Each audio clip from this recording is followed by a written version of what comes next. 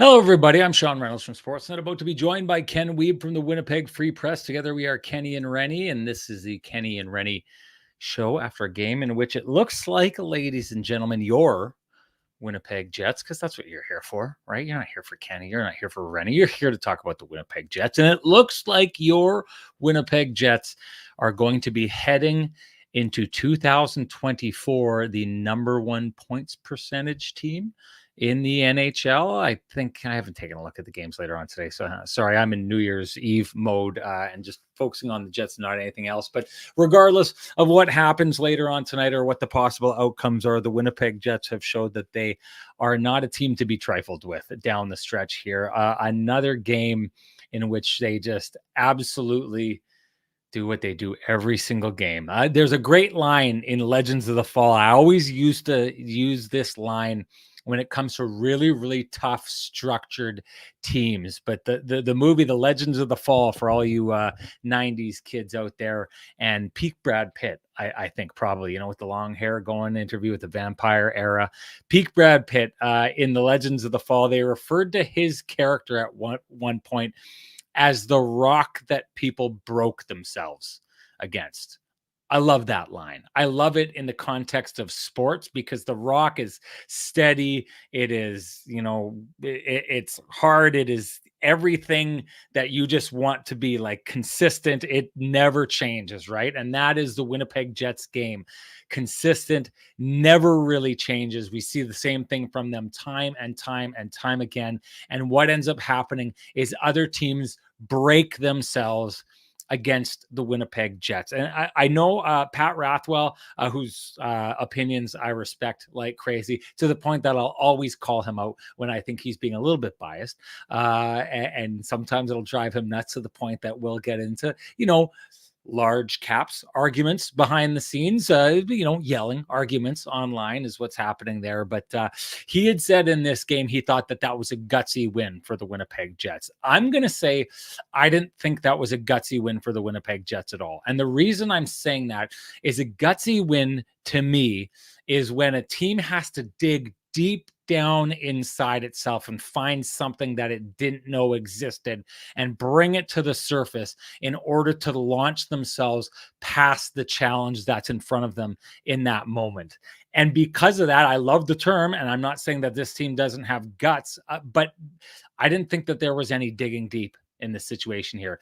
This is just who the Winnipeg Jets are at this stage. And I couldn't think of a greater compliment towards them to suggest, because this is a game. The Jets are the rock that the Minnesota Wild broke themselves against. And I can say, break down the 3 goals that happened in this game. I'm going to say it as simple as this. I know the young kids today love to talk about energy. Oh, that person's got great energy. I think the secret sauce of this Winnipeg Jets team is that they have better, more consistent energy than pretty much every team that they play. And what I mean by that is I think for the first, 2 periods, maybe even, the very beginning of the third period, I think the Minnesota Wild are the better team in this game, right? But what happens in this situation is, even though the Winnipeg Jets, I think in this game, didn't have their fastball, they still fall within their structure. They still back check. They're still doing the right things at every point. Now, I think that they're probably doing it at like an 85% push rate, whereas the Minnesota Wild, I think, are like operating at 98%, trying to give everything that they have. And because of that, I think there's a little bit of a disparity in play. But the Winnipeg Jets are constantly doing everything right. On the 3 goals that the Jets scored against the Minnesota Wild, there are very clear things that the Minnesota Wild don't do. They're details, the fundamentals of the game that they're failing at, that the Winnipeg Jets just don't fail at. And they haven't for a long time. It's why they're 25 games or something like that, having allowed 3 goals or less. So there's a damning camera angle on the first goal that the Winnipeg Jets score, where Mason Appleton gets the puck in the slot, and he's got all kinds of time. The reason he does, if you see the shot from behind the net, there are 2 Wild players who are behind the play, and they decide to change, and they dog it to the bench. They don't bust their butt. And I can tell you right now, I don't need to see video. I don't need to pull it out to know that the Winnipeg Jets in that situation would be think of Axel Jonsson-Fjallby or someone like that in that situation. Adam Lowry, Nino Niederreiter, Cole Perfetti. They would be getting to the bench as fast as possible because the seconds that you can get your players out further means the back pressure comes back on that play that much quicker. The Jets had all the time in the world, which meant Mason Appleton was very easily able to get the puck to the net and try to create some chaos.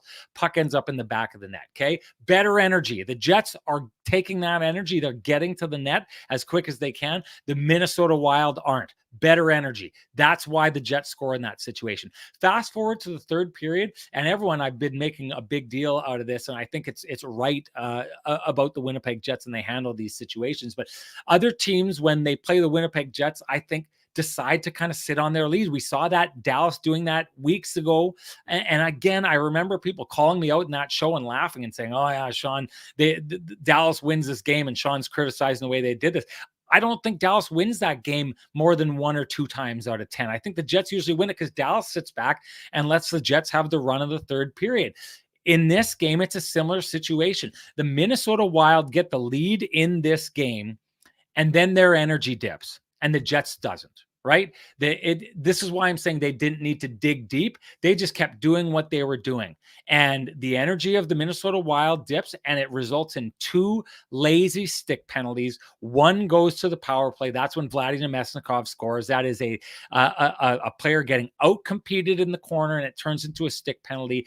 That's a tie game. And then the next one, another lazy stick penalty. The Jets have better energy than the Minnesota Wild in that moment. They're going harder. The Minnesota Wild are sagging.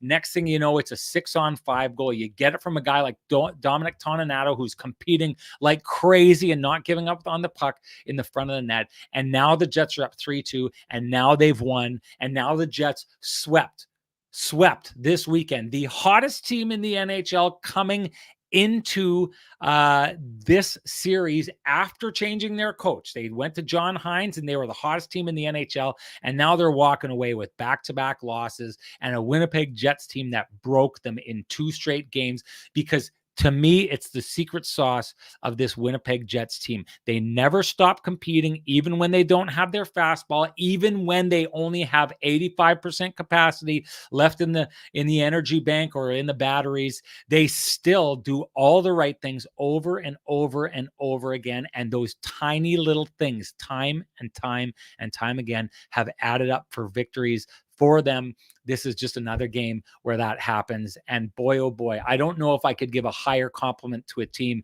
than what I just said. I know a lot of people think that's boring. I take a look at this. The Winnipeg Jets win because tiny little details add up over and over and over again to a more consistent result. Snake Charmer is dead with this team. Replaced is now the most consistent, maybe best energy team in the entire NHL. That's what I'm seeing. Time to bring in Kenny and see what he sees in this situation. The man with the best music in the business. Here he comes, everybody, for the last time you'll hear this song in 2023. Here it comes, everybody.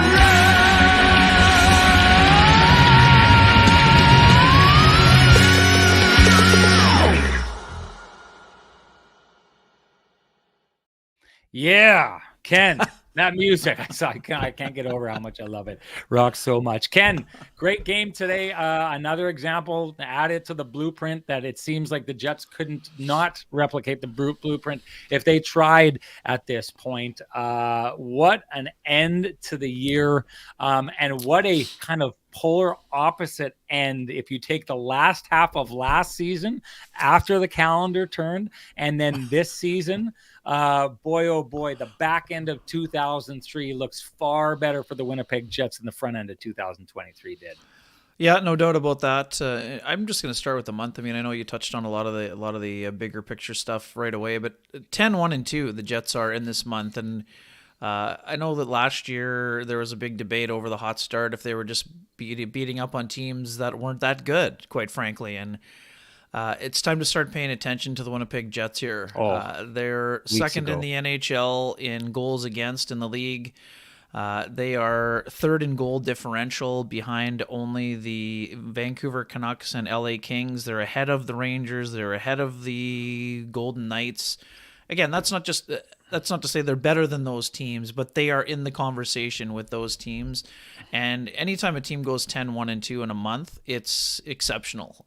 It's one of the best months in franchise history, quite frankly. And based on what you were saying, the biggest thing for them to recognize is that they're playing a sustainable brand of hockey. And it's not just a sustainable brand of hockey for October, November, and December. It's the kind of hockey that will be required in March, April, May, and potentially June if they can continue to play at this level. That's not to say they are a guarantee to go that deep, but they have the elements to go on a run based on how they're playing. Now, there's some things they need to clean up for sure, but this is a good hockey team. When the 15th forward in the organization scores the game-winning goal in game number 1,000 against Marc-Andre Fleury, and then is on the ice in the last 15 seconds protecting a one-goal lead in what is his third NHL game of the season. That tells you all you need to know about where the Jets are at personally right now in terms of their team game. Rick Bowness said it flat out at the end of the game to the reporters who were at the game at Xcel Energy Center.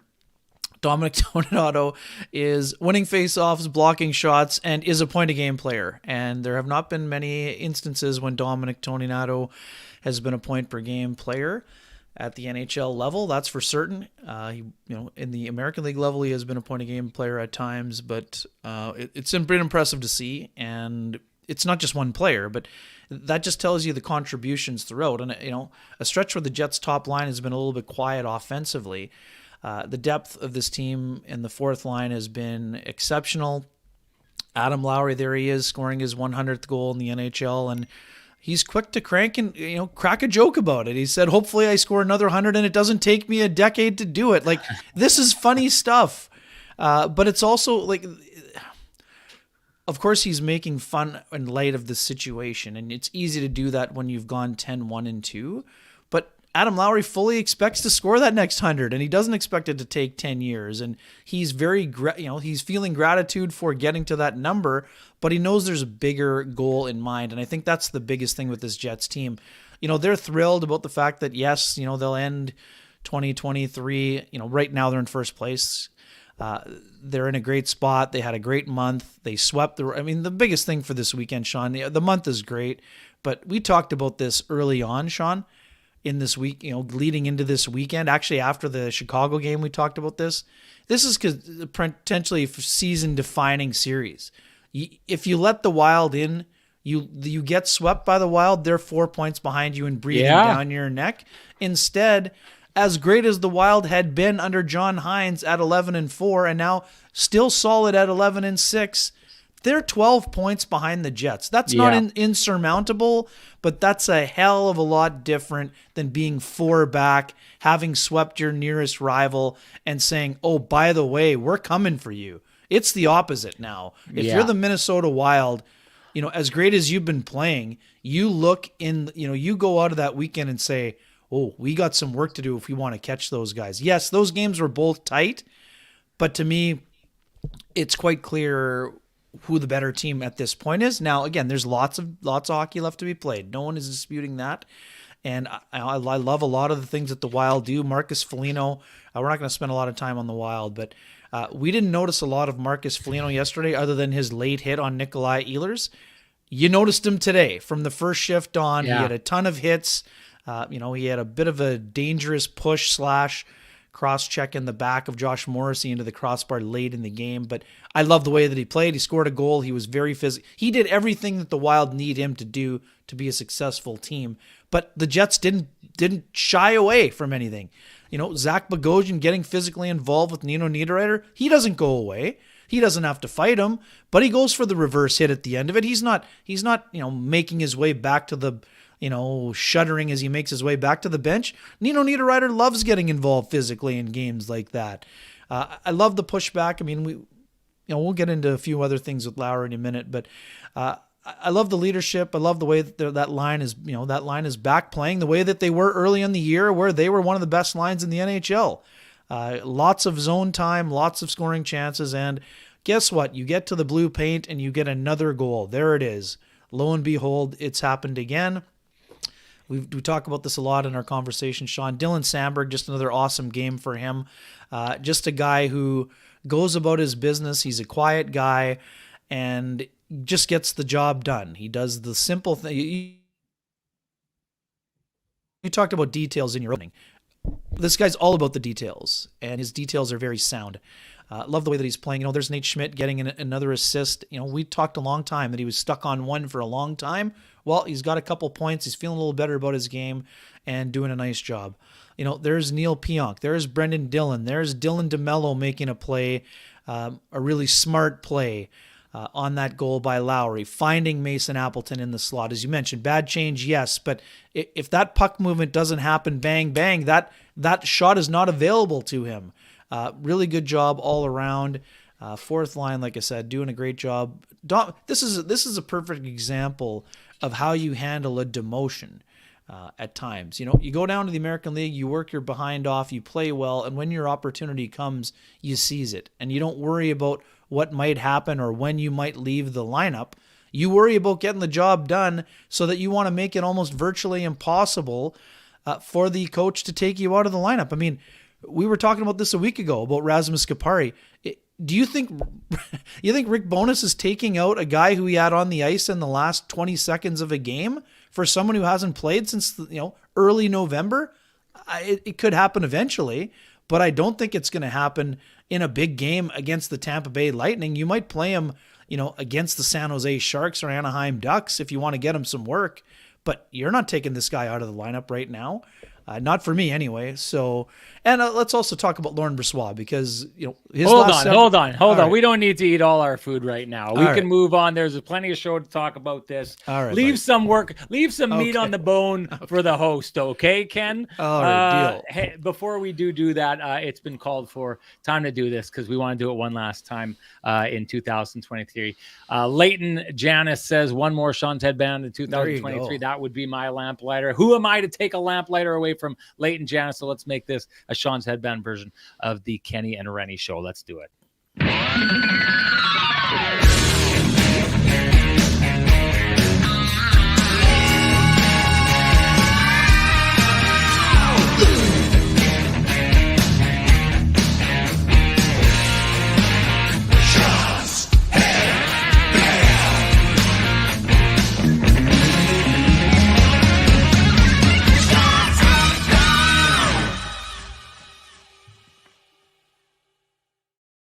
We should move on to Nice Lauren pristine, Brossoit, he nice, says. nice Jeepers, pristine great roofing hat, lid, great by the hat. way, I've yeah. got one for you. North and Rick, I've got there one you for go. you as well. Hey, you know what? I'm going to throw out the. I'm going to do this quick because you're talking about Dominic Toninato. I'm going to give him the Got You Covered, the Johnston Group, the Kenny and Renny OGs Got You Covered award there you for the go. day for exactly what you were talking about. You touched on it, Ken. There's a point in that game, it doesn't happen often, right near the end of the game, the defenseman has the puck and he throws an ankle-breaking move on Mason Appleton, who drops down for the shot, slides out of the way, and there is now a shooting lane to the net. The Jets have done such a good job shutting down those shooting lanes. Appleton bites, he's out of the way, and I watched it happen. And again, these are the details that I'm talking about, that a guy who gets called up to the Winnipeg Jets is operating at 100%, clicking on these details that the opposition wasn't on this night. And Dominic Toninato steps up and blocks that one shot and then another shot after that. Again, this is what I'm talking about. Lauren Brossoit, this team looks the same in net with Lauren Brossoit as it does with Connor Hellebuck. I know they were talking about it on the Hockey Night in Canada last night, but I contend like there's it knock on wood, if there was an amount of games that didn't need to be played by Connor Hellebuck, just the same as we said about this team and Kyle Connor dropping out of the lineup, and we didn't see a drop off happening after that happened, which talk about receipts, that one's a mile long. If something happened in a situation where Connor Hellebuck wasn't able to play a stretch of games, the Winnipeg Jets would be fine. They would be entirely fine, and it's because of plays like this. When he was needed tonight, Lauren Brossoit, and I'm not going there because I know you wanted to go there. We'll go there later. Lauren Brossoit was there when they needed him to, but at the same time, the Winnipeg Jets create a scenario by which they don't need their goalies to be superhuman, and it's those little details. What you saw from Dominic Toninato at the end of the game, it is those little details that allow the Winnipeg Jets and their goaltenders to come out of games like they did tonight. Dominic Toninato with the goal, with that play, he's everywhere on the ice, coming in. He's an impact player, and he's the 15th forward for this team. Unbelievable. That to me is the Johnston Group Got You Covered play of the game. And hey, do you run a small business in Canada? Look to Canada's #1 employee benefits plan, Chambers Plan, to give you a competitive edge. Chambers Plan is the simple, stable, smart choice for over 30,000 businesses countrywide. Visit chamberplan.ca to learn more. And one last time in 2023, want to give a massive shout out to the Kenny and Renny OGs at the Johnston Group. Been with us since the very first, and they've stayed strong with us. And boy, do we appreciate that. I want to get into the depth of this team because everyone keeps talking about the depth on this team, and you can't argue that the Jets' depth is winning games like it did this game, like it did last game. These are the kind of games that you need that. But I would say this, Ken, AJF was part of this team last year, as was Morgan Bear. Now, maybe he got a little bit better. We can all say that. Dominic Toninato been around since the bubble year, the no fans in the stands since the Canadian division year. I have to say this is not a takedown of the Jets' depth and the players in there, but there's not a ton right now. If you look at their lineup, that has changed. Like right now, if we're taking a look at this lineup, you're basically, once again, compared to what we saw at the end of the year, you're taking out Wheeler, you're taking out Pierre-Luc Dubois, you're adding in Iafallo, you're adding in Gabe Vilardi. To me, this isn't like what we're seeing in Vancouver, where they went, and you want to know why things are different in Vancouver? Well, they took 4 of their defensemen out and they plugged 4 new defensemen in. This isn't an entire overhaul. This isn't ripping the engine out of your vehicle and popping a new engine in. This is basically trade for trade. And yes, I'm not saying for a second that Pierre-Luc Dubois, the way he's playing right now, is where those other players are. But Pierre-Luc Dubois last year for the first part of the season was a point per game player. So you have to take into account what he was doing in a Jets jersey. But I guess I just say this.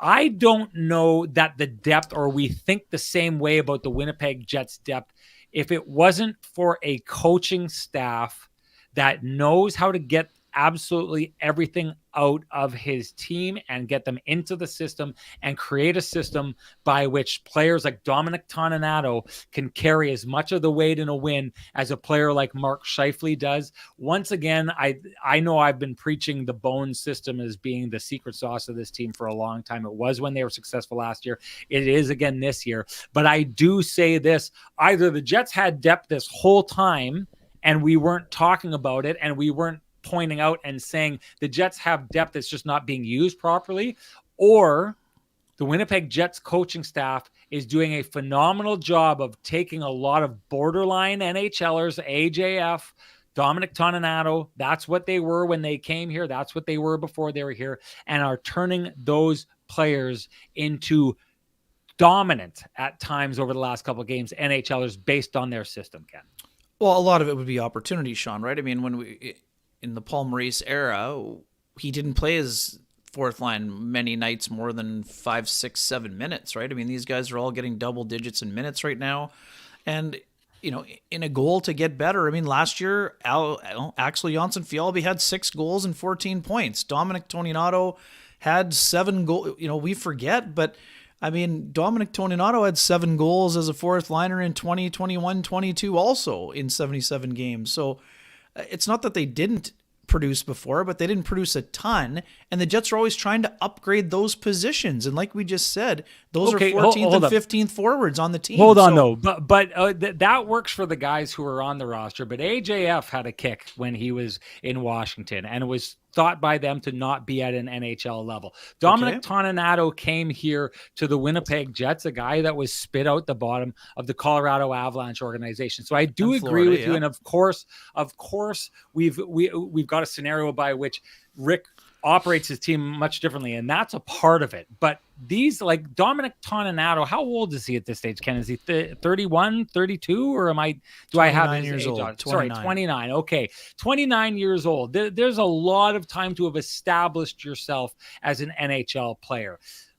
Rick Bowness, his system, the coaching staff, whatever, the Winnipeg Jets players is bringing it out, whatever it is taking Dominic Toninato and putting him in a place where he really hasn't been in his career before this. I would argue the same thing as AJF, who came in and underneath this system, because it's a system about pressure. They found a guy who knows how to pressure. I know exactly what you're saying, and I buy into the whole thing. We talked about it on this show endlessly, Paul Maurice, and how he really wasn't giving an equal share of the pie to a lot of players. Yes, that has a huge part to do with it, but we are finding the very best versions of these players. And when I say very best versions of these players that probably the league didn't think was possible or could exist. And that's what Rick Bowness and his system and the coaching staff is getting out of these players. For sure. But I mean, I'm just saying, like, Dominic Toninato is a great example of how you act if you're in a situation where you're a fringe NHLer. Instead of going down to sulk about it, he had 19 goals and 35 points last year. You know, previously, when you're not playing a lot, you don't feel really good about your offensive game, and you're playing 6 minutes, you're not confident making plays. But, you know, he goes down, dominates, and does a great job. And now when he's there, he looks like he belongs, and he's playing like he belongs, and he's playing with confidence. He's got a guy that believes in him. A week ago, Sean, or 2 weeks ago, Dominic Toninato was sitting in the press box every night. And all of a sudden, now he's on the ice in the last 30 seconds. You can't do that unless you instill some confidence in the coaching staff. And that's the difference between guys who are sometimes career AHLers and guys who work their way up the ladder at the NHL level. I love the way that those guys are playing. And you're right, the system benefits guys like that can skate. Dominic Toninato, great skater. Axel Jonsson-Fjällby, good skater. Axel Jonsson-Fjällby, above average to excellent skater. So those guys are getting the job done within the confines of the system, but they know what their role is. They know what is expected of them every night, and they don't do anything beyond. They know what they know what their strengths are, but they also know what their limitations are. And Sean, in a lot of ways, that is a big problem for guys who become fourth liners that aren't fourth liners before they become pro hockey players, and especially when they don't get to the NHL level. So, of course, the system has something to do with that, but I mean, I do think that, I give credit, as a guy who covered the American League for a decade, I love the way that Dominic Toninato, it's also in his personality. Not everyone has it in their personality to not feel sorry for their lot in life. 1 year you're an NHLer playing 77 games, the next year you're out of the league, basically. That doesn't happen a whole lot to players, and when it does, most players don't respond overly well. So I'm impressed by the way they've handled that. I mean, Morgan Barron, I also am impressed by what Morgan Barron has done, Sean, because when you think you've established yourself as a third liner, and now you start the year on the fourth line, and your only third line shifts come after power plays, well, of course it's going to be more challenging to continue to get better and, expand your role. Instead, Morgan Barron tries to take advantage of everything he gets. He is an important penalty killer, and he's already got 6 goals, easily tracking for double digits in goals, which is the next step on the road to 15 goals for a guy like Morgan Barron, who's in that body, can skate, and can maybe grow into a bit of a power forward. So I love all of that stuff about the Jets players, and that internal competition is important. They haven't really had it on the fringes of the roster as much in the last couple of years, but it's a testament to the depth in the organization. And, now how are those other guys going to respond? How's Kapari going to respond? David Gustafson's having a great year. And, a lot of people going wild, you can't put Gustafson back in. Well, don't forget what he did during his time on those lines. But it means you need to be sharp, or there's someone that can replace you. I mean, that's something that always is a consideration for coaches. And It's very much a what have you done for me lately type of sport. And right now, what those guys are doing for them is doing the right things and earning the trust of their coaching staff. And then you play more. Now, on the flip side of that, Sean, and again, I'm trying to be negative here, but on the flip side of that, today, Cole Perfetti only played 9 minutes and 52 seconds. Now, part of that was because he missed time in the first period, getting stitched up after that absolutely ridiculous play by accidentally on purpose by Ryan Hartman, where he basically slashes him right in the face and wasn't going for the puck. I don't care what he says. But so there's always some give and take here, because it's hard for some of those skilled players to see the big picture when it's happening. But when a team goes 10-1-2, then you feel good because the team is winning. But I mean, that's the balance that is tough for a coaching staff, Sean. They know they're doing the right thing, but you need to convince your highly skilled players that you're trying to conserve for them to play in March, April, May, and June. Because some nights when you're playing, 12 or 13 minutes, it feels like you'd like to get out there more. And you can't play the fourth line more without reducing the minutes of some of the top guys. No doubt. Sorry, yes, Roy Mack, good catch. Yes, there was another, Cole was also injured when he made. So that's my honorable mention for Got You Covered. That was an exceptional back check by Cole Perfetti. That's a backdoor tap-in for Connor Dewar if he doesn't make that play. I don't know. I want to chat about this quickly and get to a comment that was made by Kim Sawchuk, because I think she absolutely nails this here. But I don't know how many people out there watch the show. It's Always Sunny in Philadelphia. It's my favorite show. It is hilarious. If you like comedies, it's good. And it's a Gen X comedy. Like it's directed at people from Gen X, which is like a kind of a forgotten generation, right? The boomers had all their stuff, and then it went straight down to the generation below us. So it's I find it hilarious. There's a character on there by the name of Dennis Reynolds, funny as it is, and he took a couple when he was at Penn State before he dropped out of school. He took a couple psychology courses and fashions himself an amateur psychologist. So I'm going to do a little bit of the amateur psychology thing, because Renny too was once going to be a psychologist, and then he dropped out of that program in school, but took a couple. And I can tell you this, one thing I took away from those programs is positive reinforcement works better at getting players somewhere than punishment, right? Positive reinforcement is more ice time versus getting punished. You didn't do this, now you get taken out of the lineup, now this happens. I think what's happening with this team, and it's absolutely what Kim Sawchuk nails here, is Kim Sawchuk says, and this coaching staff rewards committed play. Love it. This, to me, is the heart of exactly what works with this coaching staff and works with these players, because you can see time and time again, the players who buy in, and that's from the first line right down to the fourth line, if they do things and if they do it right, they get more opportunity. It's not a situation and we talked about this all the time in the Paul Maurice era, where guys would pop up and they'd do great and they'd have a great stretch, and it would be, thanks for your service, now take off and go and do this or whatever. This is a scenario by which the Winnipeg Jets coaches are rewarding players for coming in and doing the right thing. So when Dominic Toninato comes in and he does the right things, he knows he's going to get an opportunity to be on the ice and maybe score a game winner. And he also knows he's going to be given a slice of the pie to try and shut that game down when it's said and done. You know who else sees that too, Ken, is the top line that you're talking about. So this is a scenario by which they see certain behaviors are rewarded. And instead of being this situation where I think that, Ken, you nailed it. The problem, I think, at the heart of the Winnipeg Jets for a number of years is the top line and the most skilled players on this team would look and be like, yeah, but what's in it for me to back check like crazy? I want to be on the other side, and I want to win games, and I want to snake charm, and I want to go down 3-1 without even trying and then go and score, because we're up ice and we're given way more ice time than everybody else, and score our way back into a game, and it'll look great, and it's so much fun, right? Now, if you're Mark Scheifele, you've seen this. Kyle Connor saw it. Nick Ehlers had some great back checks tonight that just absolutely killed plays before they even started. And why? Because everyone on this team looks and knows what is rewarded. Effort is rewarded. Details are rewarded. Hard work is rewarded. Buying into the system is rewarded. And you know what? It's like they say about coaches and teams that go on heaters like the Jets are and win cups and stuff like that, that the game is easy for them. right? The game is easy because it's so structured and everyone knows what their job is. The Winnipeg Jets, all their jobs are the same, Ken, from the first line to the fourth line. First line is supposed to look like the fourth line, is supposed to look like the third line, is supposed to look like the second line.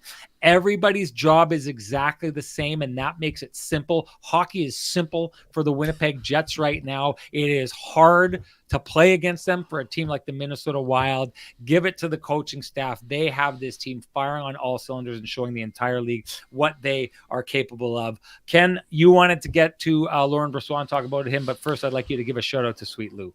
Yeah, you bet, folks. For the folks who have real estate needs in 2024, contact our main man, Lou Ferlin, at Royal LePage Dynamic Realty, 204-791-9971, or at the office, 204-989-5000. His email is lou@louferlin.ca, lou@loufurlan.ca. Lou Ferlin, excellent realtor, excellent human being, and excellent supporter of this community, including our podcast. He's the man. Happy New Year to sweet, Yes, sir. sweet Lou. What a guy. Also, I wanted to throw this out there about the way that, like, there's a payoff for the Winnipeg Jets if they follow the system, if they put in those efforts. The carrot has been dangled, Ken, and every single player on that Winnipeg Jets team is chasing that carrot. That's really paid off for the coaching staff. And if you're looking to pay off high interest credit cards or debt, we suggest you go talk to our friends at Cambrian Credit Union about their payoff loan. They can show you how taking out a loan to pay off your debt actually gets you debt-free faster, and you can save thousands of dollars. So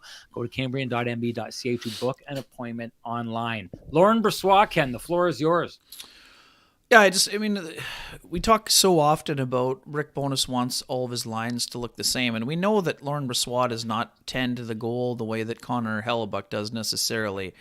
They have different strengths in terms of how their foundation of their game is made, but sort of to your earlier point, I'm not willing to go quite as far as you are so far about Hellebuyck, but suddenly Laurent Brossoit, you look up and he's sitting at a 914 save percentage. 912, 244 goals against average. So what we know is the Jets have been incredibly consistent here.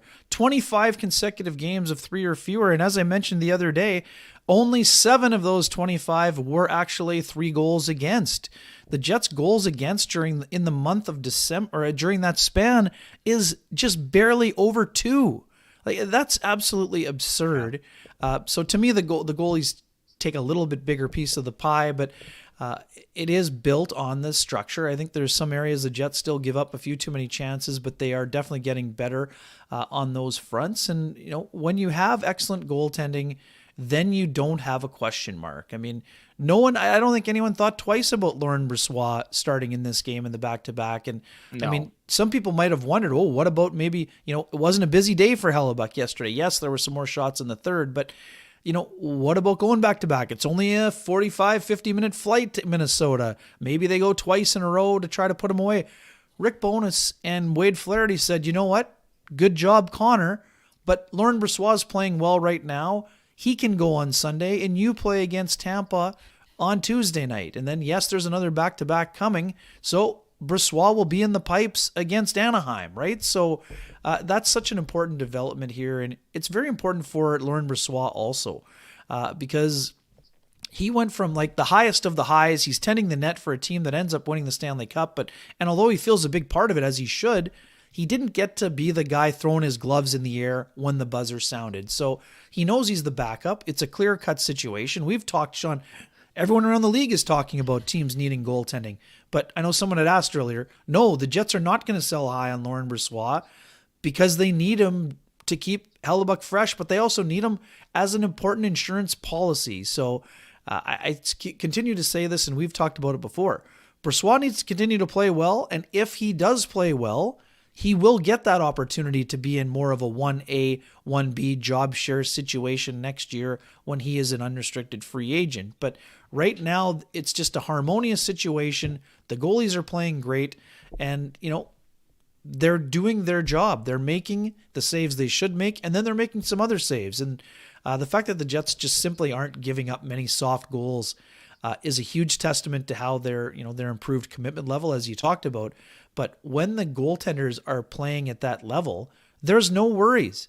And even too, look at today. Today's scenario, Hartman blows a wrister by Bressois, might have hit the stick. I'm not 100% certain. But that goal gets taken off the board because the video coaches, James Cochran and Matt Prefontaine, are buzzing down. They noticed that Nick Patan was in ever so slightly before Hartman on the zone entry. So guess what? That gives Bressois an opportunity to reset. It probably wasn't a goal that he liked very much, but guess what? It didn't go up on the board, and it also didn't bother him when they got a late goal before the period was over, because it was a perfect redirection. There was nothing that Bressois could do. He looked the same throughout the course of the game, and he knows that he's getting into a little bit more of a regular rhythm and routine, and not surprisingly, results for him have followed. Hey, I just was going to touch on this just quickly because I know that people are giving Russo a real hard time. I don't see why everyone's so pissed at Russo. I mean, like this is the fun part of sports. He's covering it. I don't think that he said. I mean, this is when I went on that rant yesterday, and why I think it's important to be upfront and not like a homer and pushing this and pushing that. I don't think that there's a doubt that Brendan Dillon cross-checks him in the floating ribs. I think that that's the issue there. I don't think there was intent to injure, but I'm just trying to get all that out there. These are the facts. I don't think Russo went too far beyond stating the facts other than, and I was just looking for the tweet. Yeah. Maybe I'm missing something, but I read the tweet and I'm looking at it, and he's basically just saying this is the second straight game that Kaprizov rolls into Winnipeg and leaves injured. Mike Russo is a great, he's a great friend of ours, phenomenal hockey writer. I get it. And you know what? I've got no problem with fans going after him and doing whatever, because I think this to me is the best rivalry that the Winnipeg Jets have. Right? For sure. No doubt. And it's a regional rivalry, and these teams don't like each other, and it's a central division rivalry, and there is playoff history there. So I don't mind people going at Russo, but like there's a lot of people who are like going and kind of like, calling him a clown and saying all this kind of stuff. And that's ridiculous. Get your facts right. Yeah. Exactly. Mike Russo is a hardworking person. Yep. He was a colleague of mine at The Athletic, and he has been covering hockey for several decades. He knows plenty about the sport, and you don't have to like him, but you should respect the work that he does. Well, and just beyond that, going to that, I guess what I'm saying is if people are coming into Kenny and no Renny cheap shot attacks, sitting there and taking cheap shots and stuff like that, this is the one thing I think it should happen time again. Like, you should assume when you're talking about sports writers from here to Miami to Arizona that Ken and I are friends with them, because we are friends with a good chunk of them. And so when you're calling out people, I don't know, like we don't. I wouldn't come into your house and start talking smack or saying like over the top things about a friend of yours. So that's just keep that in mind when you're coming. We know these people. We know these people, and they're people that, in the case of Mike Russo, a guy that we massively admire and respect. Ken, are you ending the year calling for the breakup of the Jets' third line? Well, I don't think that's necessarily at the top of my list. No, but I am calling for a bit of a wake up, pristine wake up, since you had the hat out, to the top unit right now. They're discombobulated right now. It's not a personal attack. I know these guys are talented. I just think that right now there's something off with the mix, and I think the sooner that the Jets can get that sorted out, the sooner they'll be able to move on. I mean, they're in a tough stretch right now. I think it was before the goal by Nemesnikov, it was 3 for 32, I want to say. And so now it'll be 4 for 33. And Sean, all 4 of those goals have been scored by the second unit. All 4. It's almost, it is shocking, quite frankly, that group of talented individuals has not been able to find a way to score on the power play during that stretch of time. And, again, I think it's just a matter of they get one, they might get a bunch. And Sean, that unit had an unbelievable look. And what we've talked about, how Mark Scheifele used to be used in that high slot scenario, man, that shot for Gabriel Velarde was really, that's the kind of look they'll be looking to get more often. And I think that's something where with better puck movement, they'll be able to find that. But I think that they need to get that going, obviously, and just feeling more confident. And again, it's easy to say that and much harder to do. But right now, that top unit's got to get moving, because the top, the second unit's getting its job done. Now, I'm still at the situation just before we go to the Pristine Roofing wake-up call that you did here. I'm still in the situation where I think Christmas break slows things down. For And I know sure. that sounds like it's a little bit nitpicky, but the Jets supply, or excuse me, that top line supplies a different kind of offense than No, Adam sorry, I meant Lowry's power line play. Yeah, does in the power fourth line. play. Power play as well. This is all different kind of offenses. And I've talked to too many, my good buddy Dwight Hurst, who was the AAA coach out at Eastman, his son drafted by the Moose Jaw Warriors. We had a great Christmas visit with them, and I was talking with Benson, his son Benson Hurst, great young hockey player, and he was telling me about how that little bit of a break at Christmas time affects him and his hands and all those kind of things. I don't think I ever played enough to the point. He's one of these guys who's playing every single day. I don't think I played enough to be like, okay, I took 2 days off after spending 14 straight days on the ice. I can feel the difference, right? High level hockey players who do it all the time are highly attuned. And that the higher skill level you are, the more kind of laser focused that is. And so in the case of that line, I still think, I'm giving them some time before I get to where you're at. I'm not sure. No, I give I'm them not the worried about Pristine the line. Roofing. No, the top Yeah. power play unit, not the top line. Oh, the top yeah, line for I'm sure, fine for with. sure. All right, well, then let's just get to that and say you got it, Ken. You absolutely nailed that one, Ken. And that means that's the Pristine wake-up call of the game, and you know what that means as well. It's time to give the North End Rick wake-up call. Give him the Pristine Roofing and Siding wake-up call. He's the guy you want down at your house in case you are looking for any kind of roofing needs, siding needs, exterior needs. He's the guy who can come tell you exactly what you need and exactly what Pristine Roofing can do for you. You could also give a heads up to Pristine Roofing themselves at 1-204-237-7663. But we were giving it out last show. Let's do it again. One more giveaway from Pristine Roofing before the end of the calendar, before the calendar turns. This is for the home renovation show. You know what to do. Text Rick 1-204-981-6289. And I think the first person who texts him wake up is going to get themselves tickets to the home renovation show, generously supplied by our friends at Pristine Roofing. So let's leave that up for just a second here. I do, though, want to go in a different direction, and I believe this person here, Spency, is the name of this person who have seen coming to the show. I'm just going to take this banner down now. Spency, I believe, came to the first show, and Spency has said, I want Sweet Lou Ferlin to smash Hartman with the steel folding chair. I got something quick to say about Ryan Hartman. Again, I agree that was a cheap shot that he had there. Everything that I've said about the Winnipeg Jets and how they've handled themselves with class in this situation, when I said the thing about Brendan Dillon, and I understand how Minnesota Wild fans could be upset with him and that they could be upset with the Jets for taking him out of 2 straight games. I think there's reason for them to be upset. I still don't think Brendan Dillon did anything wrong in that situation. It's just the way it turned out. Both can exist at the same time. They can be mad for something Brendan Dillon did, and Brendan Dillon could have done nothing wrong in that situation. This is the way it goes.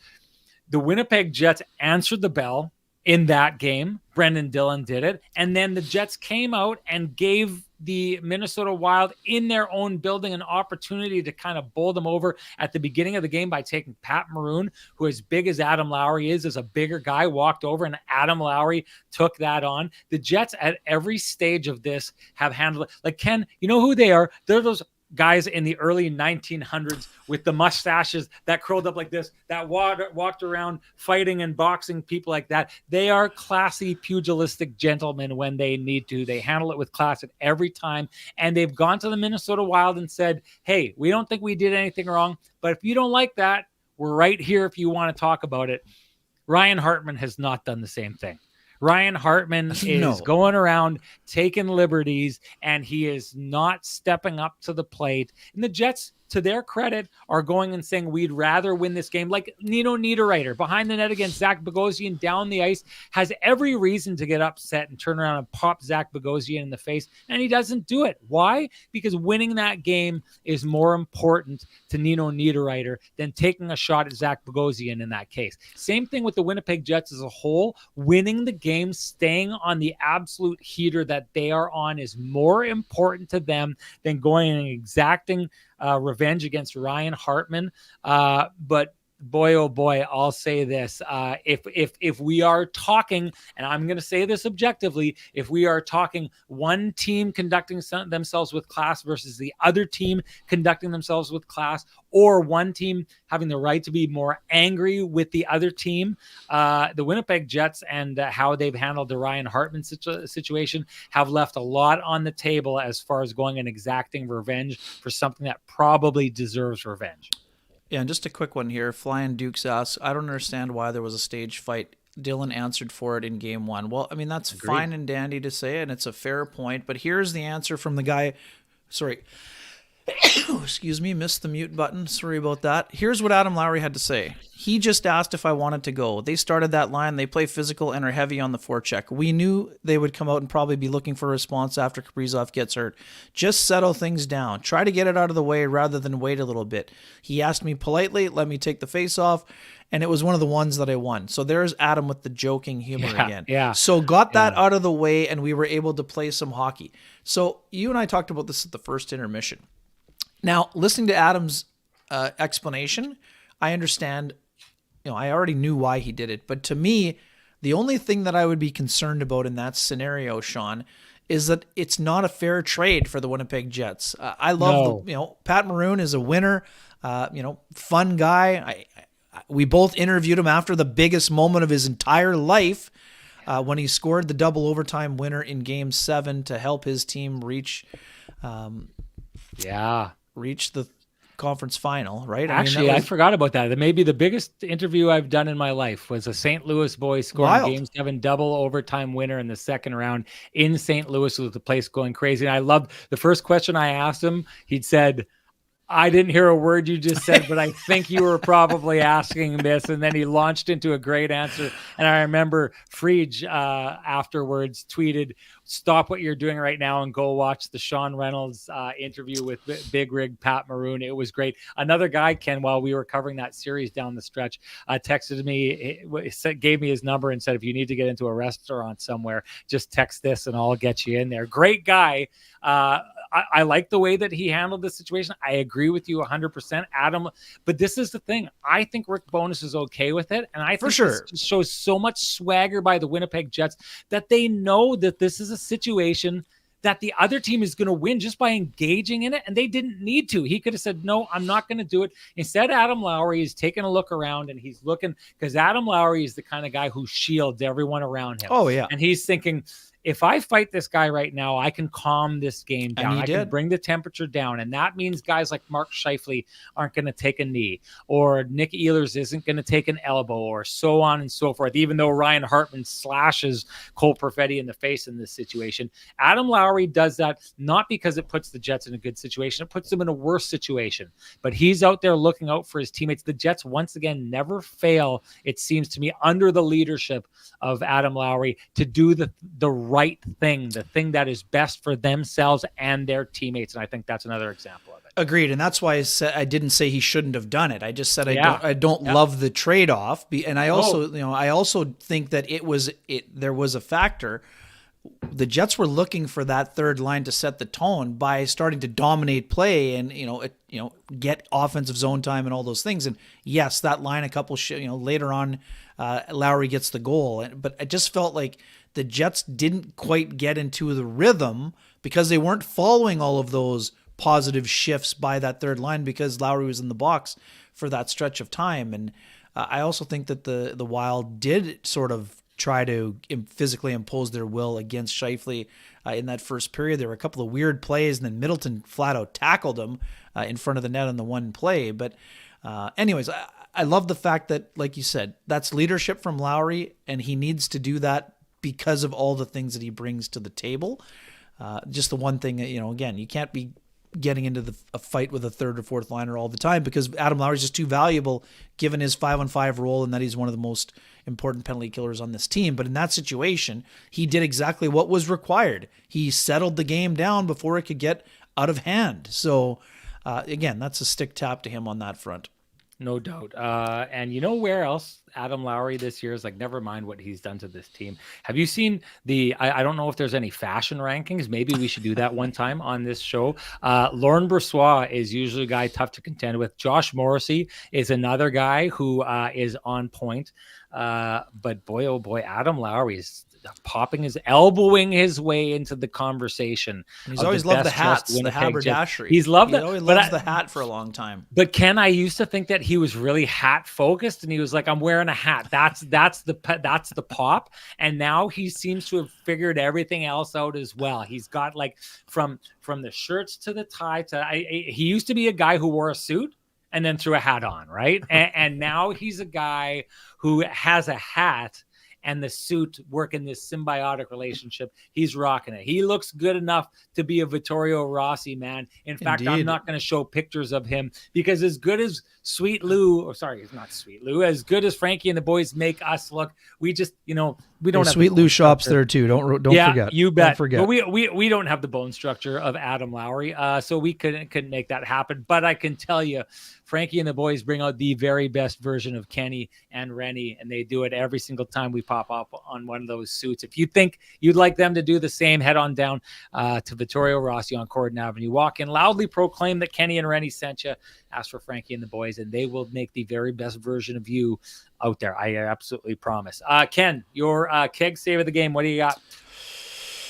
Yeah, just to me, it's more. I think there was more of a cumulative effort by Brossois here, just a steady game all around. I don't know that there was no signature save like Fleury on Niederreiter yesterday. I just thought that he was rock solid throughout, and I'm just kind of giving him a wide scope, wide canvas there. I just thought he was really solid. Was there one that maybe stood out? There wasn't a ton. He did make a couple of power play saves that I thought, but I thought he was just very solid in the net throughout the contest, and I'm just giving him the overall sphere of a keg save of the game for his rock solid effort between the pipes. Awesome. I think you nailed it. I'm not going to add to that, but you should, everybody out there. Hashtag us the keg and save of the game, because if you do, you're automatically entered to win a $50 gift certificate usable at any of the 3 fine locations in Winnipeg, each keg location finer than the last here. And the winner of the final $50 gift certificate for the keg save of the game in 2023, that would be Greg Liverpool, who said he was going to be bringing it to you on January 22nd at the January for Fanuaries. I think Greg Liverpool scared Ken all the way to Boston, because that's where he's going to be for that show. It's just going to be me in there. But hey, Greg, go get yourself a steak, get some protein, bulk up, because at some point you and Kenny are going to get in the same room. Absolutely love it. Ken, let's switch gears and head over to the TCB Lamplighter of the game. What do you got? Yeah, I mean, it's got to be the Tony Nato game winner, just for all the things that we talked about right out of the gate on the show. Like, this was just an absolute battle of will for Dominic Tony Nato. And let's not kid ourselves, there aren't a ton of extra attacker shifts on a delayed penalty where the fourth line is out there, let alone finding a way to get to 2 rebounds and scooping it over Marc-Andre Fleury in what was his 1000th NHL game. The Jets did a good job of getting that shot through, D-to-D play to make it happen. I'm guessing the Wild thought they would get to the rebound first and the whistle would be blown, yet there was Dominic Tony Nato battling to find the puck, and he was not going to be denied.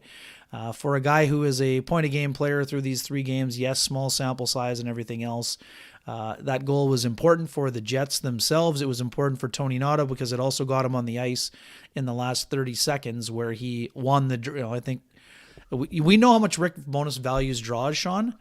Tony Nato's 6-2 today in the circle. So, I mean, and that's why he's getting more ice time late in the game, right? So there's just another great example. Yeah, 6-2 for 75%. I'm going to hand it to Vladdy Nemesnikov. Well, I mean, that was important shot. too. Yep. Absolutely gorgeous.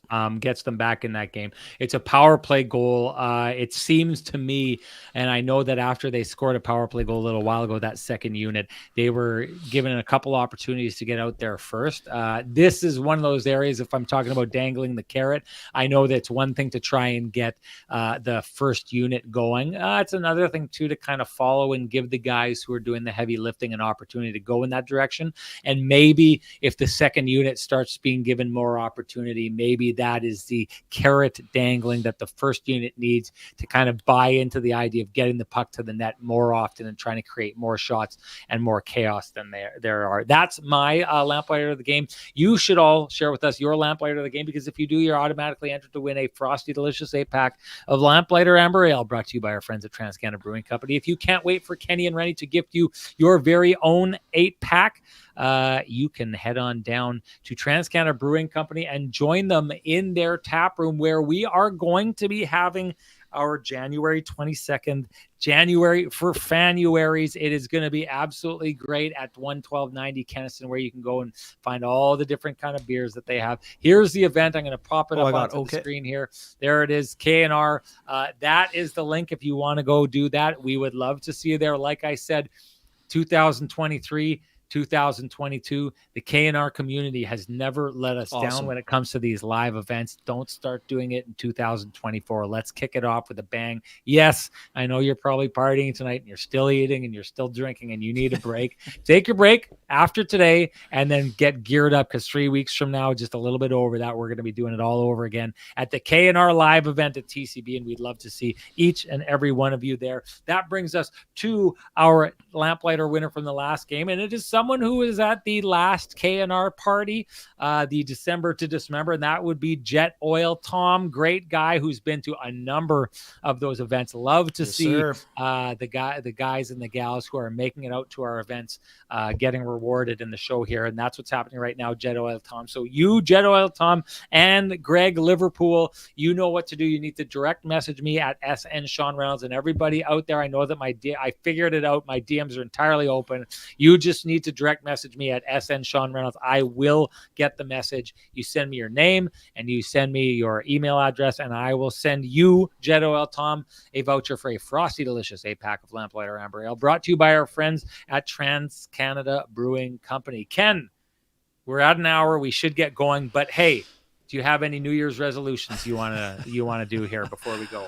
No, other than we're back to our pandemic time we got to cut a little bit of weight in the new year, maybe. I think I'm not going to speak for you, but I'm certainly going to try to be getting a few more days of the 10,000 steps and a few more walks and skates in, but otherwise, no, just feeling a lot of gratitude. We know it's been an absolutely awesome year for the program, for you and I personally, professionally, all of those things. We love what we've been building here, and we're just really proud about the community that we've been building, and people continue to support us in just an excellent manner, from the sponsorships to the people that we've been getting to know in our K&R community to our pop-ins at all of our places. And yeah, just awesome. I feel very thankful.